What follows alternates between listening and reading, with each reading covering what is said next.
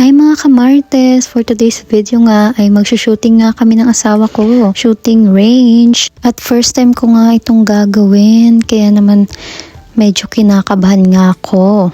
At magagamit ko na nga yung baril nga na binili nga sa akin ng lolo nga ng asawa ko. At habang ang naglalagay nga ako ng bala nga dyan sa baril ko ay medyo kinakabahan nga ako. At masasabi ko nga na nakakatakot nga talagang humawak nga pala ng totoong baril. Buti na lang talaga at hindi nga pulis yung kinuha ko ang course ng college ako. Kundi ay bumaksak talaga ako. At sobrang focus nga ako dyan dahil nga gusto ko nga matamaan yung gitna sa unang ang baril ko. At ayun na nga, first nga na baril ko ay muntikan ko na nga matamaan nga yung gitna. Yung mga oras nga na yun ay ngalay na nga yung kamay ko kaya tumigil na nga ako. Pero nga sabi nga ng asawa ko ay isa pa nga daw na target board nga. Para nga daw kasi gamay ko nga daw itong baril ko. At kahit nga ngalay na nga talaga yung mga braso at kamay ko nga, ay talagang pinush ko nga yung sarili ko na tapusin nga itong isa pang target board na to. Inisip ko na lang talaga na makakatulong nga sa akin to in the future kapag nagkaroon na kami ng anak. For emergency purposes nga. At pagkatapos ko nga ay mupo nga muna ako dito nga sa tabi at habang pinapanood ko nga itong asawa ko nga. At sabi nga ng asawa ko sa akin kaya nga daw sumakit yung braso ko nga at mga kamay ko dahil nga mali nga daw yung paghawak ko nga nung baril.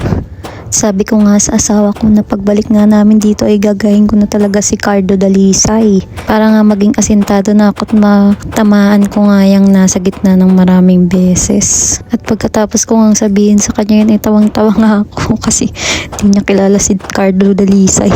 Ayun, di tuloy nabenta yung joke ko. Pero kahit hindi niya nga kilala si Cardo Dalisay, masasabi ko nga meron akong Cardo Dalisay sa buhay ko. At siya nga yun ay ang arot. At isa nga sa mga napansin ko habang pinapunod ko nga yung asawa ko, ay yung, di ba yung pellet nga bawat nga baril mo, dapat bawat baril mo ikakasama nga siya. Kapag sa totoong baril pala, isang kasa lang siya tapos lahat nga nung nilagay mo na bala yun na yun hanggang sa maubos tapos iloloadan mo lang ulit yung bala ay magazine tapos yun ikakasama isang kasama lang siya tapos pag bumaril ka sunod-sunod na pala yun.